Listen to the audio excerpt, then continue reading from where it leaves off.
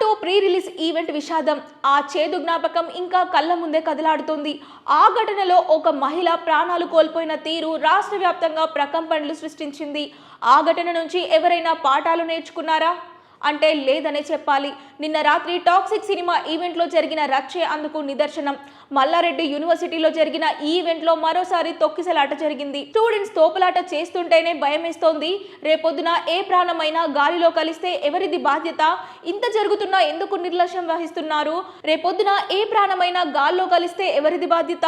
ఇంత జరుగుతున్నా ఎందుకు నిర్లక్ష్యం వహిస్తున్నారు? Let's watch the story. Medchal Malkajgiri జిల్లా గుండ్లపోచంపల్లి పరిధిలోని మల్లారెడ్డి యూనివర్సిటీలో శనివారం రాత్రి toxic cinema pre release event భారీ ఎత్తున ప్లాన్ చేశారు. హీరో యష్తో పాటు ఎమ్మెల్యే మల్లారెడ్డి ఈ కార్యక్రమానికి హాజరయ్యారు. తమ ఫేవరెట్ హీరోను చూసేందుకు విద్యార్థులు, అభిమానులు భారీ సంఖ్యలో తరలివచ్చారు. అంతవరకు బాగానే ఉన్నా అసలు రచ్చ ఆ తర్వాతే మొదలైంది. హీరో యష్ వేదికపైకి వచ్చి మాట్లాడుతుండగా ఒక్కసారిగా ఫ్యాన్స్ లో పూనకాలు మొదలయ్యాయి. యష్ ను మరింత దగ్గరగా చూసేందుకు స్టూడెంట్స్ అరుపులు, కేకలతో స్టేజ్ వైపు ముందుకు దూసుకొచ్చారు. దీంతో ఒక్కసారిగా అక్కడ స్వల్ప తొక్కిసలాట జరిగింది. వందలాది మంది ఒకేసారి ముందుకు తోసుకోవడంతో ఆ జన సందోహం ఒత్తిడికి ఫ్లడ్ లైట్ స్తంభాలతో పాటు భారీ స్పీకర్ బాక్సులు కుప్పకూలాయి.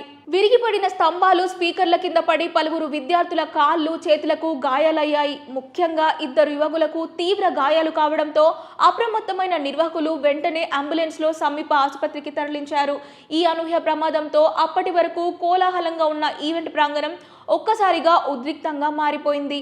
ఈ దృశ్యాలు చూస్తుంటేనే భయం వేస్తోంది. మొన్నటికి మొన్న పుష్ప 2 ఈవెంట్లో జరిగిన తొక్కిసలాటలో ఒక ప్రాణం గాలిలో కలిసింది.